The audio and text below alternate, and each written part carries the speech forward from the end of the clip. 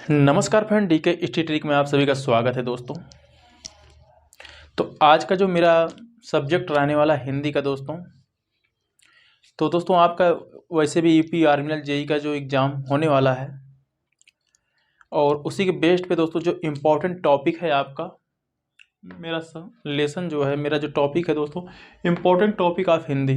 यानी दोस्तों जो भी है मेरा पूरा हिंदी का निचोड़ एक ही लेसन में आज हम आपको बताने वाले हैं।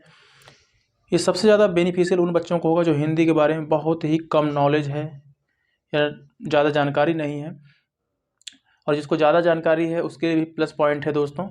तो हिंदी के जो इम्पोर्टेंट जितने भी टॉपिक हैं, तो दोस्तों क्वेश्चन आपको रटने की ज़रूरत नहीं, समझने की ज़रूरत है कि हम वहाँ पे जो आपके क्वेश्चन आएंगे यूपी आर्मी जेई में दोस्तों, बहुत हार्ड क्वेश्चन नहीं आते हैं।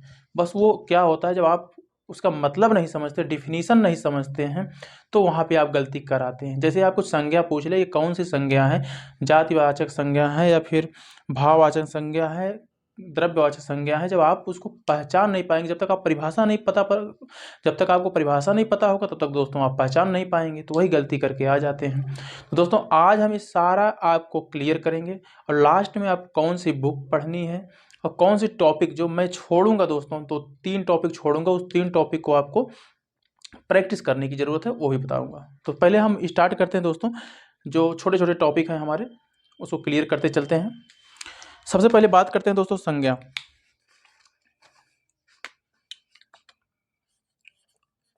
हम बहुत फास्ट चलेंगे दोस्तों, देरी नहीं करेंगे। संज्ञा संज्ञा क्या होता है? किसी भी वस्तु, व्यक्ति या स्थान के नाम को हम संज्ञा कहते हैं।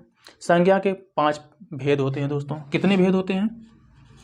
5 भेद होते हैं। ठीक है दोस्तों।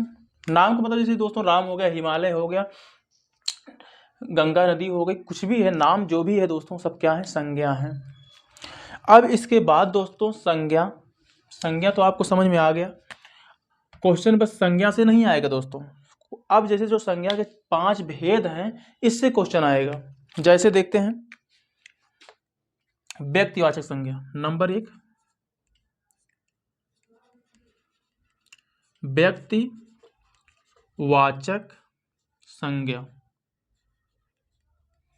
नंबर 2, चलो बताते चलते हैं, जो किसी विशेष नाम को व्यक्त करे जो इस धरती पर बस सिंगल पाया जाए, उसको कहते हैं दोस्तों, बस समझने की जरूरत है दोस्तों, आपके पास समय बहुत कम है।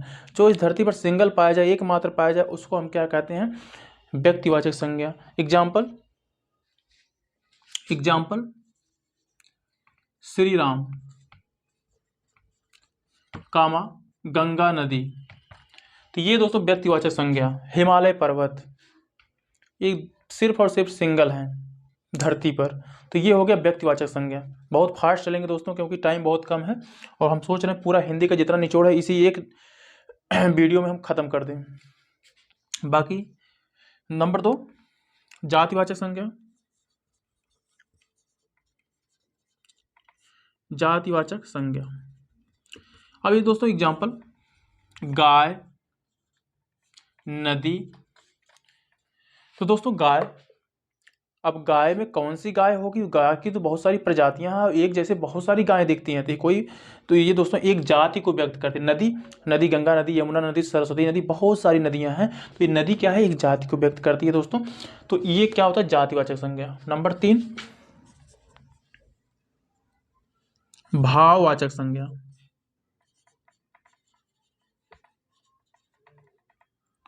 भाववाचक संज्ञा, भाववाचक संज्ञा मतलब जिसको दोस्तों, जिसको पढ़ने के बाद या सुनने के बाद आपके अंदर फीलिंग जैसा है, जैसे बुढ़ापा, बनावट, यानी इनकी बनावट अच्छी है। बुढ़ापा यानी बुढ़ापा आ गया, तो दोस्तों ये क्या है? एक फीलिंग तो है, बुढ़ापा आ गया किसी व्यक्ति की। तो ये सब क्या है दोस्तों? मिठास, मिठास, खट्टापन, दोस्तों ये सब क्या है? ये भाववाचक संज्ञा है। हम यहाँ एग्जाम्पल देते हैं, मिठास, मिठास, बुढ़ापा। अब नंबर 4 आता है दोस्तों, द्रव्यवाचक संज्ञा।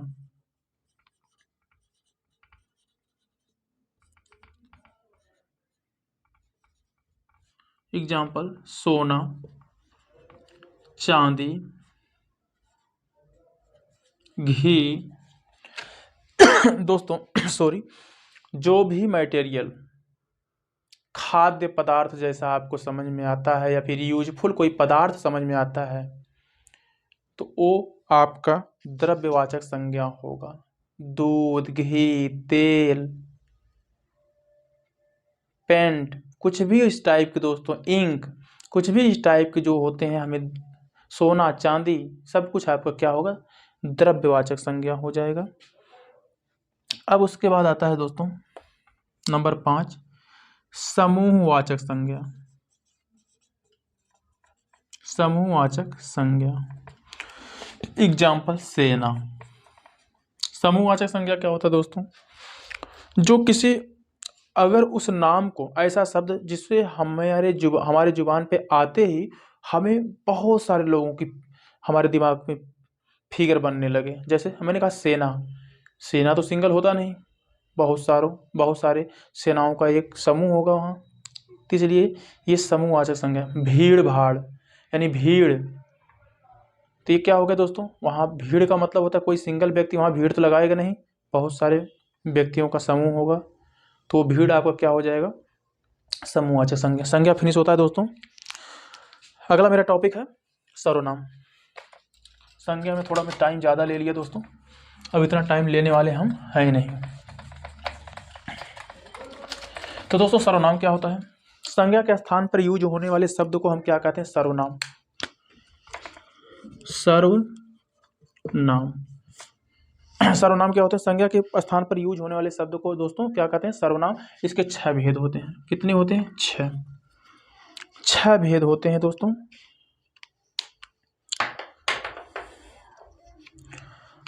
कौन कौन से, नंबर 1 पुरुष वाचक सर्वनाम। नंबर 2, जैसे तो पुरुषवाचक सर्वनाम कितने होते हैं मैं, हम, तुम, वे और वह। इसमें एक चीज और क्लियर कर लो दोस्तों, मैं, हम, तुम, वे, ये दोनों जो है दोस्तों उत्तम पुरुष हैं, ये तुम मध्यम पुरुष है, वे और वह क्या है, उत्तम पुरुष, मध्यम पुरुष,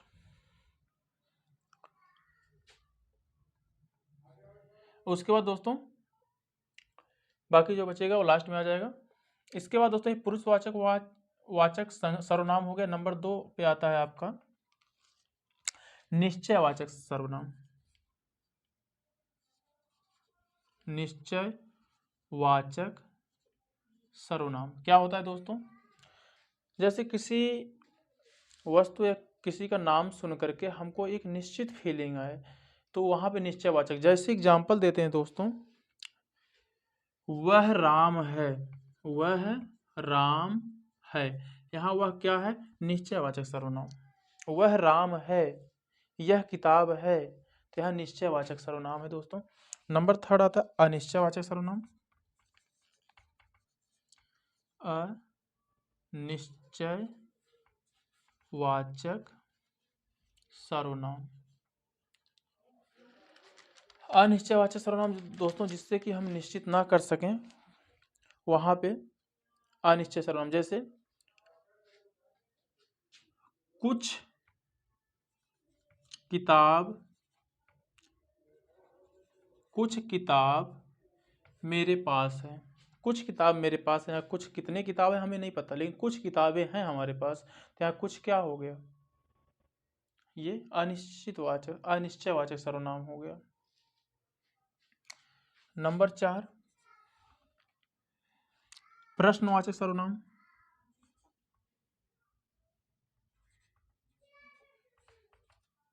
प्रश्नवाचक सर्वनाम, वह कहाँ जा रहा है, वह कहाँ जा रहा है,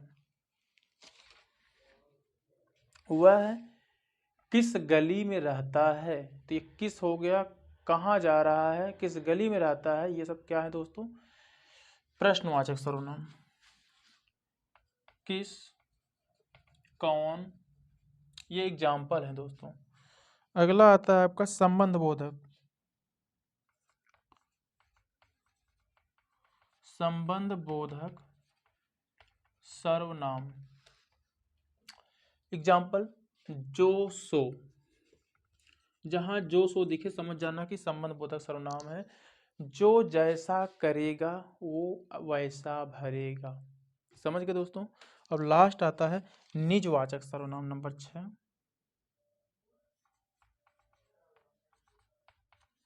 निजवाचक सर्वनाम, जैसे मैंने, जैसे यहाँ स्वयं, स्वयं कामा अपने आप आता है ना। मैंने अपना काम स्वयं कर लिया, तुम अपना काम अपने आप करो। तो ये जो होते हैं शब्द दोस्तों, ये निजवाचक सर्वनाम के शब्द होते हैं। इसके बाद जो मेरा टॉपिक आता है दोस्तों सर्वनाम के बाद विशेषण। वैसे दोस्तों हिंदी बहुत ब्रॉड है, हमें ब्रॉड पढ़ने की यहाँ ज़रूरत नहीं है। हम कम पढ़ करके ज़्यादा करके आने की कोशिश करेंगे। विशेषण,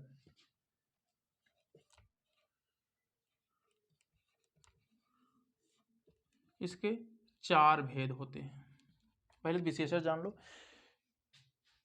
संज्ञा अथवा सर्वनाम, संज्ञा अथवा सर्वनाम की विशेषता बताने वाले शब्द विशेषण कहलाते हैं। समझ गए दोस्तों। जैसे राम एक अच्छा लड़का है, तो यहाँ अच्छा जो आएगा, अच्छा जो आएगा वो आपका विशेषण हो जाएगा दोस्तों। तो इसके जो 4 भेद हैं उसके बारे में बात कर लेते हैं। कौन कौन से हैं। नंबर 1, गुणवाचक, गुणवाचक विशेषण। गुणवाचक विशेषण क्या होता है दोस्तों। एग्जाम्पल, खट्टा मीठा सुंदर, जो भी कह लो। जैसे राम सुंदर लड़का है, तो यहाँ सुंदर क्या हो गया, लड़का है।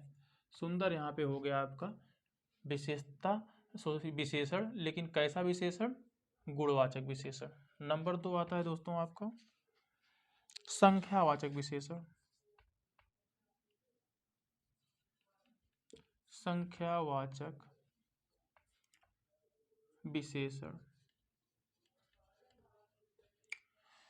संख्यावाचक विशेषण जिन शब्दों से, जिन विशेषण के शब्दों से संख्या का बोध हो वहाँ संख्यावाचक विशेषण होता है। एग्जाम्पल, 3 लड़के खेल रहे हैं, तो यहाँ 3 क्या हो गया दोस्तों, कितने लड़के हैं, 3 लड़के हैं, तो ये संख्यावाचक विशेषण हो गया। नंबर 3 आता है दोस्तों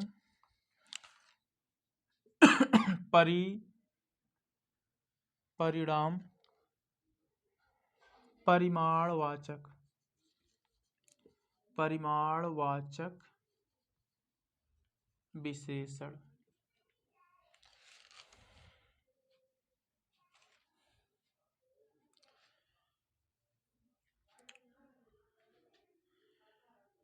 यहाँ इसका एग्जाम्पल होता है दोस्तों थोड़ा, सारा। कैसे बोलेंगे, ग्लास में थोड़ा पानी है, ग्लास में थोड़ा पानी है, थोड़ा यहाँ हो जाएगा परिमाणवाचक विशेषण।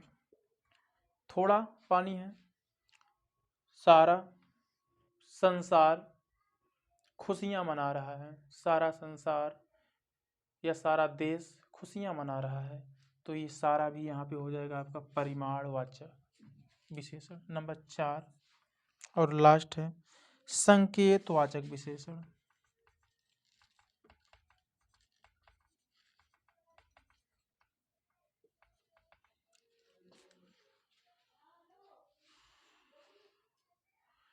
एग्जाम्पल, यह लड़का, वह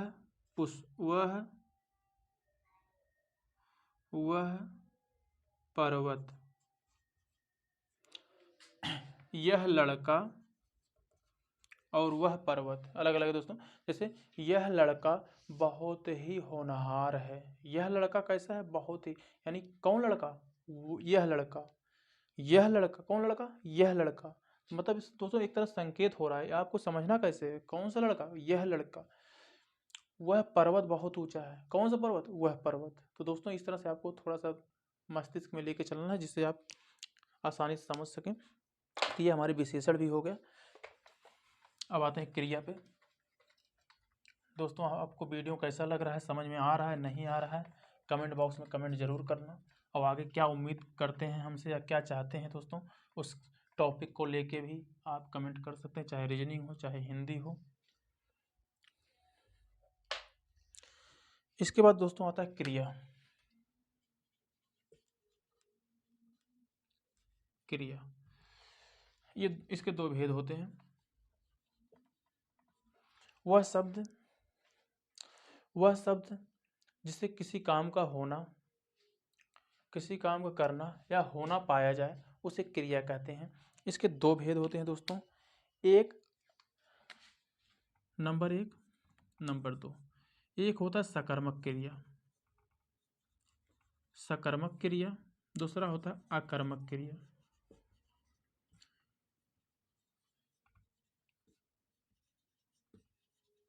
एक होता है सकर्मक क्रिया, एक अकर्मक क्रिया। जिस वाक्य में कोई काम हो रहा है, उसके फल के बारे में पता चल रहा हो, तो उसे सकर्मक क्रिया कहते हैं। दोस्तों ऐसे अगर नहीं समझ में आया, जिस वाक्य में कर्म हो, क्या हो दोस्तों? कर्म। अभी कर्म क्या होता है ये भी समझ में आ जाएगा आपको। जिस वाक्य में कर्म दिया हो, वो वाक्य आपका सकर्मक क्रिया, उस वाक्य में जो क्रिया होगी वो सकर्मक क्रिया होगी। जैसे राम, एग्जाम्पल समझें, राम आम खाता है। अब अकर्मक क्रिया, जिसमें आपको कर्म न दिया हो, अकर्मक क्रिया होता है। राम मोहन खेलता है।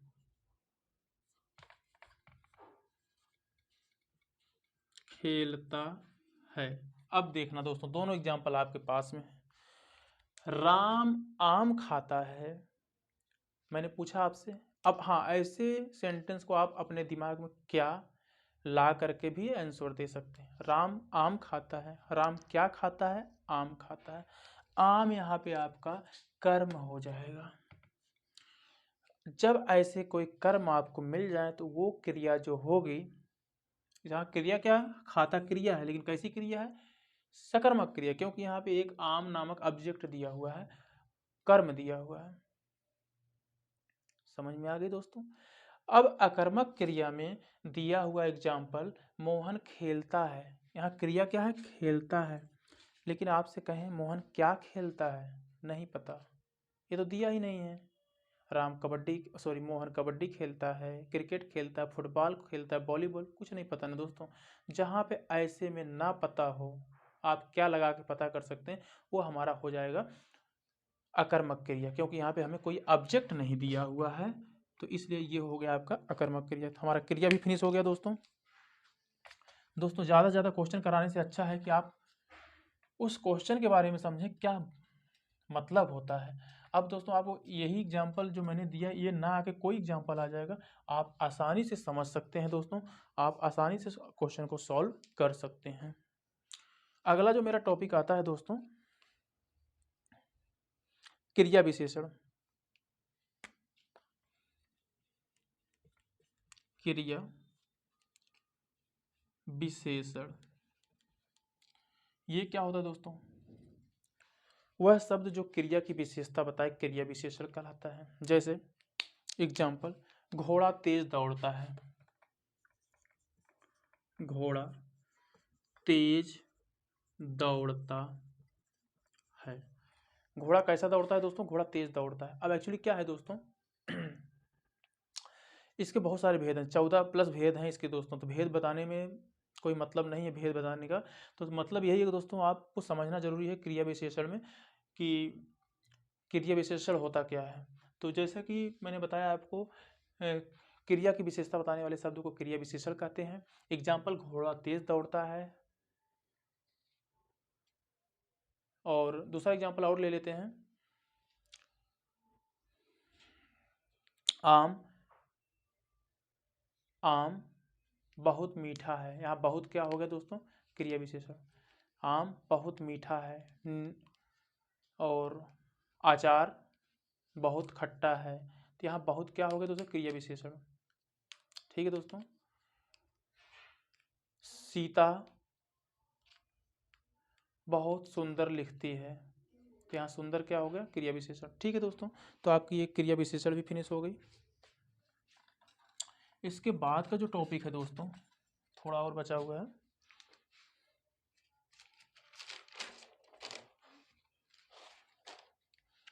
अब आता है दोस्तों अगला टॉपिक, तत्सम तद्भव।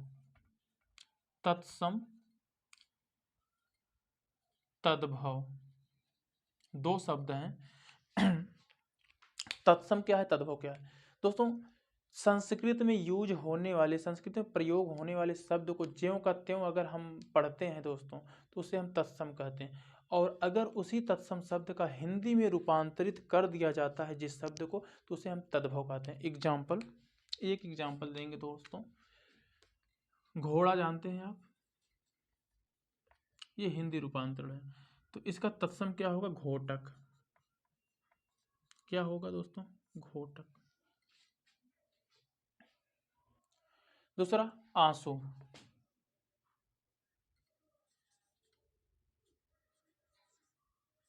आंसू, इसका तत्सम क्या हो जाएगा? अश्रु। तो ये हो गया दोस्तों आपका तत्सम और तद्भव। अब अगला टॉपिक जो हमारा आता है दोस्तों, उपसर्ग और प्रत्यय। उपसर्ग प्रत्यय। उपसर्ग और प्रत्यय, तो दोस्तों किसी ऐसा शब्द, ऐसे शब्द जो किसी शब्द के प्रारंभ में जुड़ जाते हैं और उसके अर्थ को परिवर्तित कर देते हैं, उसे उपसर्ग कहते हैं। और ऐसे में कोई शब्द या कोई अक्षर जो किसी शब्द के अंत में जुड़ करके उसके अर्थ को परिवर्तित कर देता है, उसे प्रत्यय कहते हैं दोस्तों। ठीक है, तो एग्जाम्पल देखते हैं दोस्तों।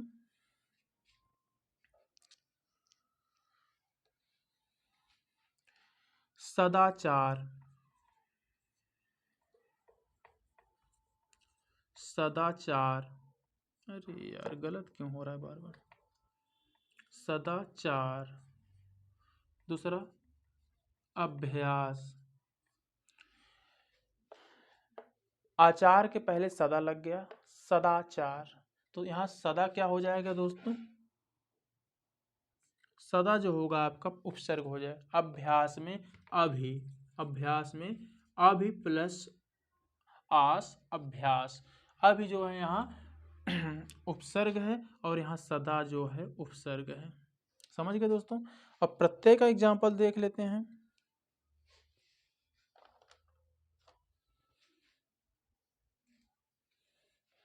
गमनीय, पढ़ने वाला। यहाँ पे गमनीय में ई प्रत्यय है और पढ़ने वाला में वाला जो है ये प्रत्यय है दोस्तों। समझ में आ गया होगा। अब इसके बाद दोस्तों, जो टॉपिक बचता है समास। थोड़ा सा इंपॉर्टेंट टॉपिक एक और बचा है दोस्तों, समास।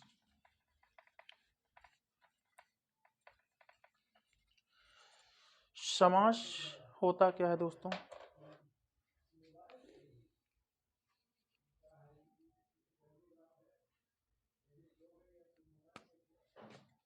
समास। दो महत्वपूर्ण शब्दों से मिल करके भिन्न अर्थ प्रकट करने वाला शब्द समास कहलाता है दोस्तों। समास के जो भेद होते हैं वो 4 भेद होते हैं, मुख्य रूप से 4 भेद होते हैं। ठीक है दोस्तों, इस 4 से हो सकता है 2 और बढ़ जाए, 6 हो जाए, लेकिन मुख्य रूप से 4 होते हैं। तो पहला जो होता है दोस्तों, नंबर 1, अव्ययी भाव समास। अव्ययी भाव समास।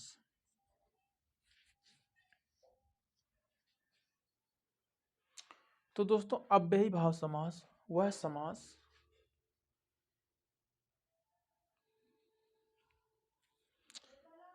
जिसका प्रथम पद प्रधान होता है तथा द्वितीय पद अप्रधान होता है, उसे अव्ययी भाव समास कहते हैं। और इसमें एक चीज और याद रखना है, अव्ययी भाव समास का प्रथम पद कोई अव्यय होता है। अव्यय का मतलब ये होता है जिसको नाश ना किया जा सके, जिसको खत्म ना किया जा सके। समझ गए दोस्तों?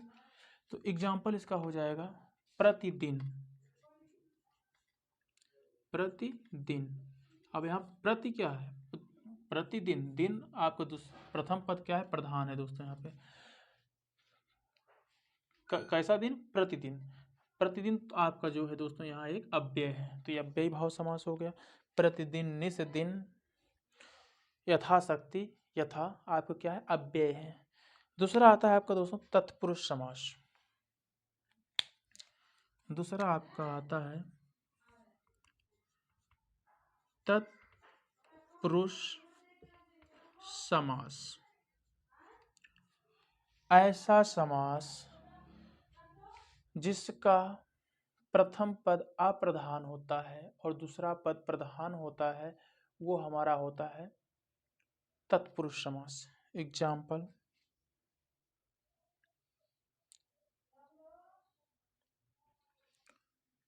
एग्जाम्पल हो जाएगा रसोई घर, गंगा जल। अब इसी के दोस्तों 2 पार्ट होते हैं। एक तो हो जाएगा आपका कर्मधारय समास,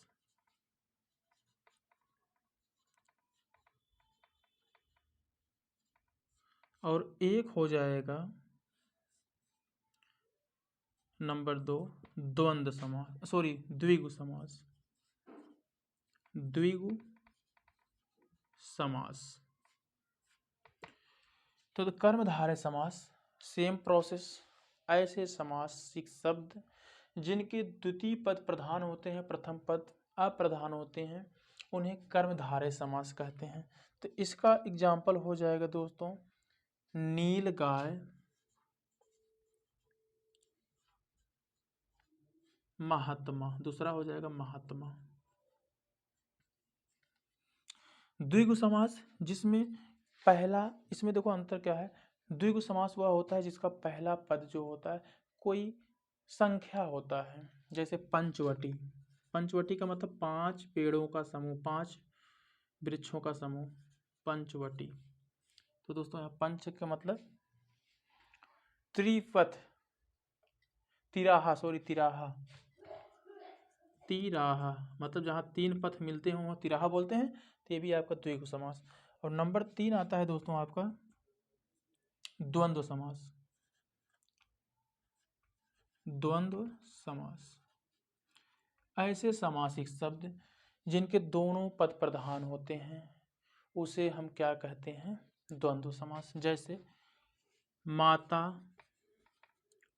पिता, और दूसरा पाप पुण्य। एक चीज और ध्यान रखना दोस्तों, द्वंद्व समास के दोनों शब्दों के बीच में आपको एक डैश मिलेगा। एक तो पहचान करने का सबसे बड़ा तरीका ये है, और दूसरा दोनों पद जो होंगे प्रधान होंगे। माता पिता, पाप पुण्य, भाई बहन, इस तरह से जितने भी शब्द मिलेंगे दोस्तों आपको द्वंद्व समास कहलाएंगे। नंबर 4 बहुब्रीहि समास। बहुब्रीहि समास ऐसे समासिक शब्द जिसमें कोई पद प्रधान नहीं होता है, इसके अतिरिक्त कोई तीसरा पद प्रधान होता है, उसे बहुव्रीहि समास कहते हैं दोस्तों। तो बहुव्रीहि समास का एग्जाम्पल जो हो जाएगा नीलकंठ, नीलकंठ, दूसरा चक्रपाणी, चक्रपाणी। तो दोस्तों नीलकंठ और चक्रपाणी, नीलकंठ का मतलब होता है दोस्तों जिसका कंठ गला नीला हो। किसका था दोस्तों? शिव जी का। तो नीलकंठ का मतलब न तो नील प्रधान है न तो कंठ, कोई तीसरा पद शिव जी यानी शिव प्रधान हो जाएगा यहाँ पे। तो यहाँ तीसरा पद प्रधान हो गया दोस्तों, इसलिए ये हमारा बहुब्रीहि समास है। चक्रपाणी यानी जिसके हाथ में क्या हो, चक्र हो। ये ऐसा कौन है? विष्णु जी। दोस्तों यहाँ पे ना चक्र प्रधान है ना पाड़ी, तो यहाँ पे क्या हो जाएगा? विष्णु जी यहाँ इसका अर्थ हो जाएगा। तो इसका मतलब हो गया दोस्तों चक्रपाणी आपका बहुब्रीहि समास। अब दोस्तों सबसे बड़ी कन्फ्यूजन यहाँ पे दोस्तों की ये होता है, क्या होता है दोस्तों, कितना भी कोई कर ले दोस्तों, लेकिन तत्पुरुष समास और कर्मधारय समास से बहुत ज़्यादा दोस्त परेशान होते हैं। आज तक कन्फ्यूजन ही नहीं दूर हुआ। थोड़ा सा हम प्रयास करेंगे दोस्तों आप सभी का कन्फ्यूजन दूर करने में, शायद कुछ हद तक दूर कर पाऊँ। तो ठीक है दोस्तों। तो क्या होता है दोस्तों, अगर आपको जहाँ कहीं आपको कारक समझ में आए, क्या समझ में आए दोस्तों? कारक शब्द को पढ़ने के बाद अगर आपको वहाँ कारक समझ में आ गया तो आप समझ जाना कि आपका तत्पुरुष समास है। और अगर आपको कारक समझ में ना आकर के विशेषण और विशेष्य वाला संबंध समझ में आ जाए तो आप वहाँ समझना आपका कर्मधारय समास है दोस्तों। कैसे? रसोई घर, रसोई घर का मतलब क्या होगा दोस्तों? रसोई के लिए घर। समझना मेरी बात को। तो ये रसोई के लिए घर, कर्ता ने कर्म को करण से संप्रदान के लिए, तो यहाँ संप्रदान कारक समझ, रसोई के लिए घर संप्रदान कारक समझ में आ गया दोस्तों। तो आपको क्या करना होगा, तो ये समझ जाएंगे तत्पुरुष समझ। गंगा जल, किसका जल? गंगा जल। गंगा जल का मतलब होता है गंगा का जल। तो दोस्तों यहाँ भी आपको कारक समझ में आ रहा है, कर्ता ने कर्म को करण से। ठीक है, तो यहाँ भी गंगा जल आपका हो जाएगा, कारक समझ में आ रहा है, तो इसलिए ये भी तत्पुरुष समझ। अब आती है कर्मधारय में, तो ऐसा नहीं अभी लो नील गाय आ गया, क्या आप इसको ऐसा कहेंगे नील की गाय या नील के लिए गाय, नील के लिए गाय? ऐसा नहीं है ना। नील गाय मतलब नीली गाय, ये आपका विशेषण है और ये विशेष्य है दोस्तों। गाय कैसी है? नीली है। गाय कैसी है? नीली है। यहाँ हमें विशेषण और विशेष्य का संबंध आ रहा है। महात्मा का मतलब महान आत्मा, महान आत्मा, महान आपका विशेषण और आत्मा यहाँ विशेष हो जाएगा दोस्तों। तो आपको क्या समझ में आता है? यहाँ विशेषण और विशेष से दोनों में संबंध समझ में आया दोस्तों। जब ऐसा कभी आए विशेषण और विशेष का संबंध, तो आप समझ जाना कि यहाँ पे कर्मधारय समास है।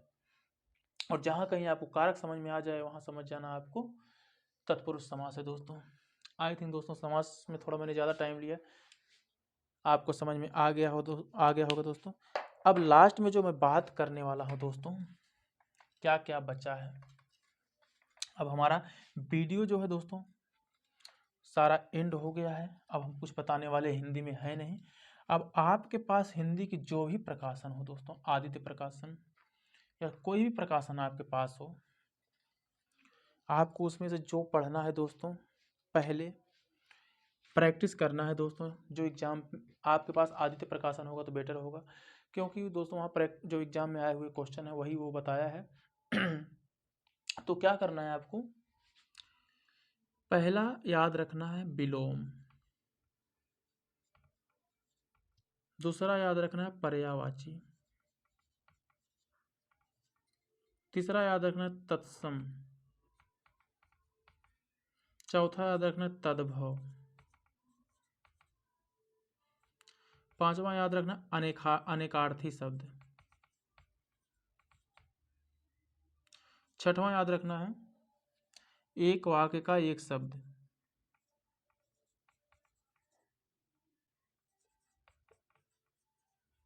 एक शब्द।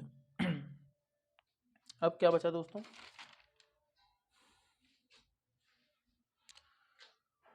सातवां बचा मुहावरे। आठवां बचा वर्तनी अशुद्धियां।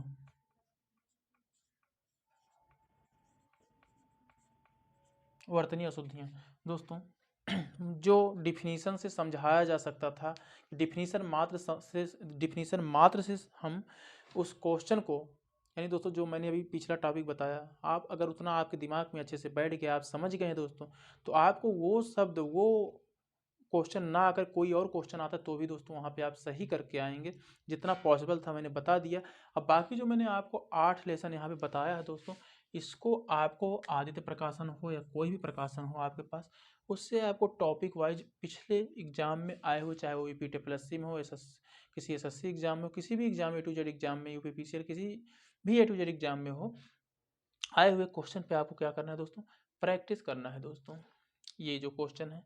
क्योंकि दोस्तों अब आपके पास समय कम है और हम इसका प्रैक्टिस करवा नहीं पाएंगे दोस्तों, तो हम आपसे यही चाहते हैं कि आप इतने लेसन को, आप आए हुए क्वेश्चन को प्रैक्टिस कर लीजिए। बाकी जो मैंने बताया उसको आप समझ गए होंगे दोस्तों। अगर वीडियो अच्छा लगा हो दोस्तों, लाइक करना, चैनल को सब्सक्राइब करना, दोस्तों को शेयर करना, और दोस्तों आपको रीजनिंग का अगला टॉपिक क्या चाहिए दोस्तों, उसके लिए भी कमेंट करना। या फिर हिंदी का कोई टॉपिक आपको नहीं समझ में आया, स्पेशल टॉपिक दोस्तों, तो वो टॉपिक हम डीपली लेके आ सकते हैं दोस्तों आपके लिए। तो कमेंट बॉक्स में ज़रूर कमेंट करके बताना क्या चाहते हैं दोस्तों। ठीक है दोस्तों, थैंक यू सो मच। जय हिंद।